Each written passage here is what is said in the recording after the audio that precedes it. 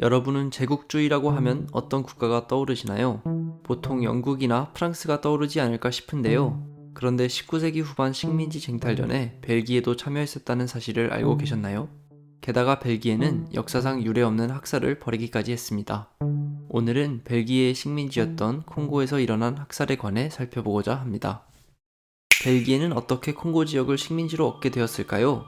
여기에는 1865년 벨기에의 국왕으로 즉위했던 레오폴드 2세의 개인적 야심이 큰 역할을 했습니다.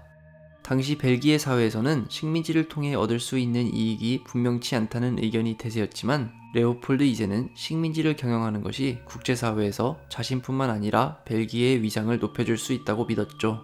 그는 1876년 아프리카에서의 인도주의와 학문을 증진시킨다는 목표를 천명하면서 국제 아프리카 주식회사를 창설합니다.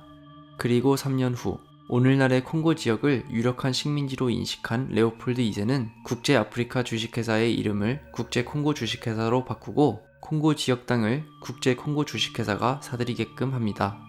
여기서 알 수 있듯이 콩고 지역은 벨기에 정부가 아니라 국제 콩고 주식회사라는 한 기업에 의해 식민지화 되었는데요. 특이한 점은 국제 콩고 주식회사의 유일한 주주가 벨기에의 왕이었던 레오폴드 2세였다는 것입니다. 결국 이 시기 콩고는 공식적으로는 레오폴드 2세의 사유지였던 것입니다. 레오폴드 2세는 자신의 사유지에 콩고 자유국이라는 이름을 붙이고 국제사회에서 자신이 낙후된 콩고의 토착민들을 돌봐주는 자비로운 아버지라고 자처했습니다. 그러나 경제적인 측면에서만 보자면 콩고 자유국은 초기에 레오폴드 2세에게 큰 이익을 가져다 주지는 못했습니다. 이런 상황은 1880년대 후반부터 국제무역에서 고무에 대한 수요가 증가하기 시작하면서 변화하기 시작합니다. 콩고 지역에는 고무나무가 풍부했기 때문입니다. 이에 레오폴드 2세는 콩고에서 고무를 대량으로 생산할 계획을 세우죠. 콩고에서 대학살이 일어나게 된 결정적인 이유 역시 바로 이 고무 때문이었습니다. 레오폴드 2세는 콩고 자유국의 마을 단위로 2주마다 고무에 대한 할당량을 부여합니다. 그리고 남성들이 이 기간 동안 고무를 가져올 때까지 남성들의 아내나 가족원 중 여성을 인질로 잡습니다. 남성들이 정해진 기간보다 늦게 오거나 할당량을 채우지 못할 경우 여성들은 처형되었죠. 그러나 남성들이 돌아오기 전에 이미 식민지 당국의 관리들로부터 성폭행을 당하거나 가혹한 대우를 받아 사망하는 경우가 흔했습니다. 마을에서 반란이 일어나는 경우 마을 전체를 불태우고 아이까지 포함하여 마을의 모든 주민을 사살했습니다. 한편 토착민들의 반란을 진압할 콩고 자유국의 군대는 장교들만 유럽인들로 구성되어 있고 사병은 토착민으로 이루어졌는데요. 레오폴드 2세는 사병들이 주어진 총을 가지고 개인적인 사냥을 하거나 저항하는 토착민들과 협조하는 것을 막기 위하여 끔찍한 명령을 내리게 됩니다. 그것은 이른바 총알 하나당 오른손 하나의 원칙이었습니다. 이 말이 무엇을 뜻하는지 혹시 짐작이 되시나요?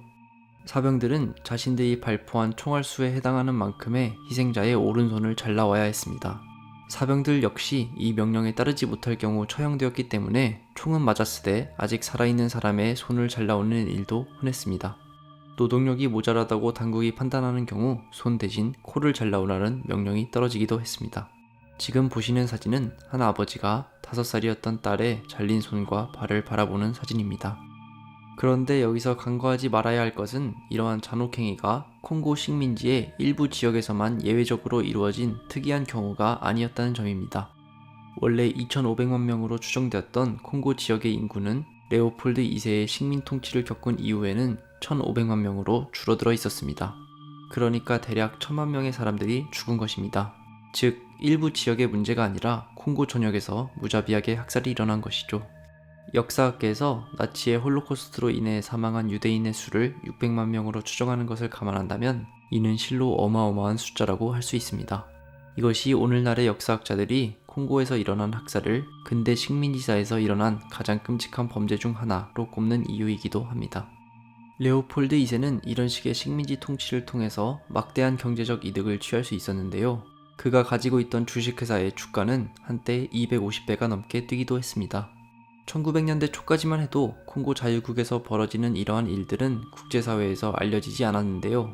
일부 선교사와 더불어 콩고 자유국으로 향하는 선박들의 교육품은 전혀 없고 무기만 가득 차 있던 것을 수장자고 하던 한 선박회사의 직원이 벌인 조사에 의해 사태의 전말이 드러나게 됩니다.